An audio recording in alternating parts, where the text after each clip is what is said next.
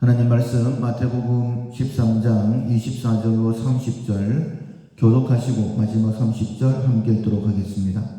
예수께서 그들 앞에 또 비유를 들어 이르시되 천국은 좋은 씨를 제 밭에 뿌린 사람과 같으니 사람들이 잘 때에 그 원수가 와서 곡식 가운데 가라지를 덧뿌리고 갔더니 싹이 나고 결실할 때에 가라지도 보이거늘 집 주인의 종들이 와서 말하되 주여 밭에 좋은 씨를 뿌리지 아니하였나이까? 그런데 가라지가 어디서 생겼나이까?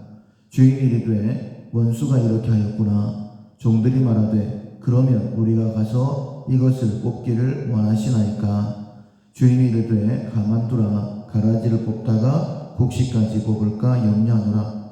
둘 다 추수 때까지 함께 자라게 두라. 추수 때에 내가 추수꾼들에게 말하기를 가라지는 먼저 거두어 불사르게 단으로 묶고 곡식은 모아 내 곳간에 넣으리라 하리라. 아멘. 평온을 유지한다라는 제목으로 함께 은혜를 나누겠습니다. 6월 우리가 훈련하고 있는 품성은 온화함입니다. 다른 사람의 필요에 관심을 가지고 채워주는 것입니다. 6월이 이제 끝나가고 벌써 9번째 실천사항을 가지고 우리가 훈련하게 되어질 텐데 이제 거의 마지막 훈련이죠. 이 마지막 훈련은 평온을 유지하는 것입니다. 우리가 이제 감정이 격해져서 함부로 말하거나 행동할 때에는 이유가 다 있습니다. 그럴 만한 이유가 없이 화를 낸다고 한다면 정신이 좀 온전하지 않은 사람이겠죠. 그렇다면 언제 감정이 격해질까? 언제 우리가 함부로 그렇게 행동하게 될까?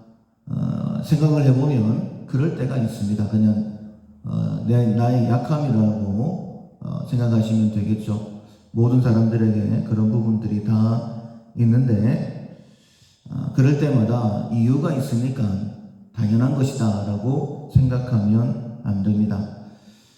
그런 상황들이 생길 때에 내 감정을 컨트롤할 수 없을 때에 이런 걸 생각했으면 좋겠어요.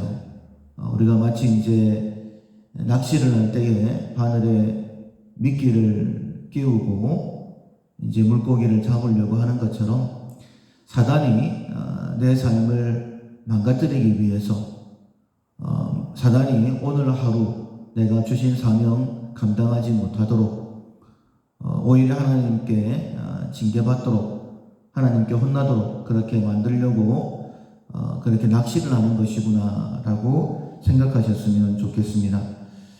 오늘 본문에 보면 천국에 대해 이렇게 말씀을 하시죠. 24절에 보면 좋은 씨를 제 밭에 뿌린 사람과 같으니 사람이 잘 때에 그 원수가 와서 곡식 가운데 가라지를 덧뿌리고 갔다 라고 했습니다.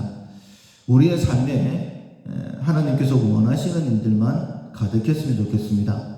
우리는 예수를 믿은 사람들, 우리는 회개한 사람들, 다시는 죄 가운데 살지 않겠다라고 결단한 사람들입니다. 그럼에도 불구하고 우리의 삶에 마치 가라지가 자라는 것처럼 하나님께서 원하시지 않는 그런 모습들이 있습니다.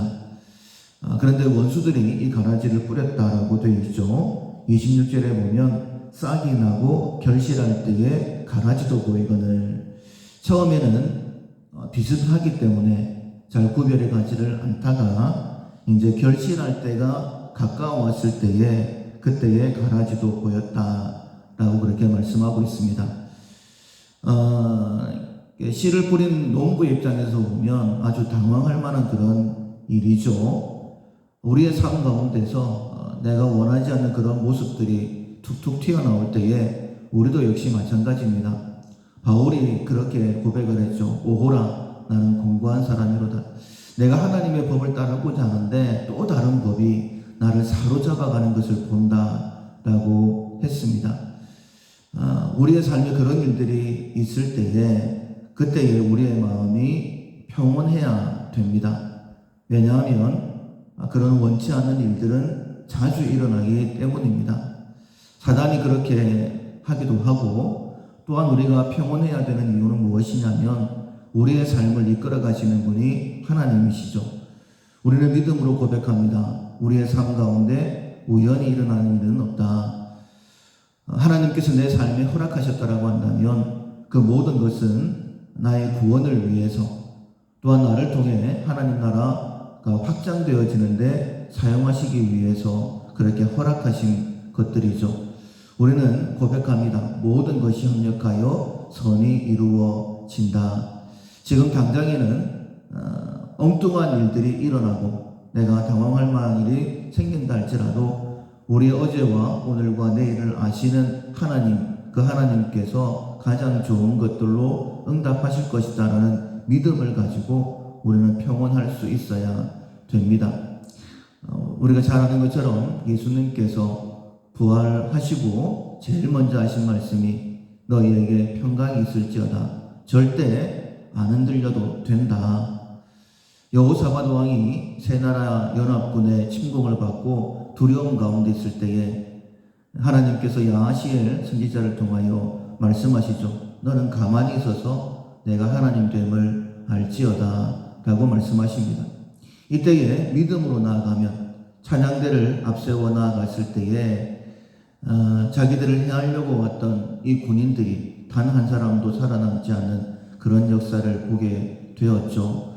우리 역시 마찬가지입니다. 평온할 때에 나를 통하여 일하신 하나님의 역사를 볼 수 있다라고 말씀을 하십니다. 세상 사람들도 호랑이에게 잡혀가도 정신만 차리면 된다, 살아날 수 있다라고 말하지 않습니까? 우리의 삶에 이런저런 일들이 생겼을 때에 정신을 똑바로 차립시다.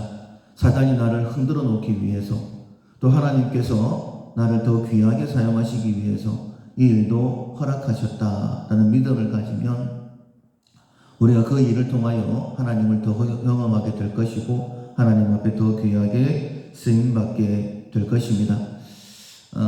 가라지가 자라나고 있을 때에 사람들이 놀라서 주인에게 이야기하죠. 가라지를 뽑아버릴까요? 그런데 주인이 얘기합니다. 이야기하는데 모든 것을 알고 있는 것처럼 편안하게 이야기를 하죠. 원수가 와서 뿌렸구나. 괜히 가라지를 뽑다가 곡식도 상할까 싶으니까 그냥 자라게 내버려 두라.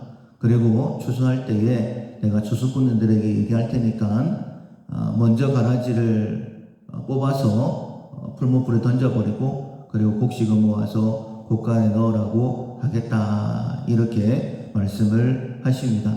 사랑하는 성도 여러분, 마음을 조금 더 편안하게 가집시다. 내 삶 가운데 일어나는 모든 일들에 대해서.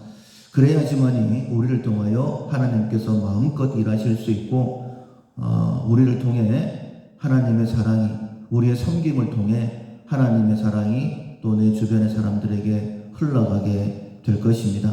이 새벽에 불러주셨습니다. 우리의 마음이 좀 조급할 수도 있고 아니면 기도 제목으로 인하여서 두려울 수도 있겠지만은 말씀을 주셨고 또 기도하게 하셨으니 평온을 훈련할 수 있는 이 마지막 한 달이 될 수 있기를 주님의 이름으로 축원합니다. 아멘. 찬송가 445장 태산을 넘어 혼곡에 가도.